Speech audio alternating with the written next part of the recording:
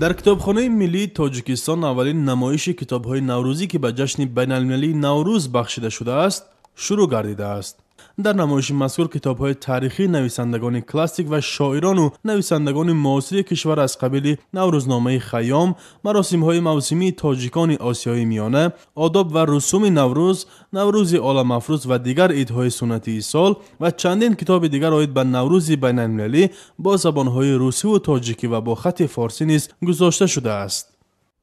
هدف اساسی این نمایشگاه یعنی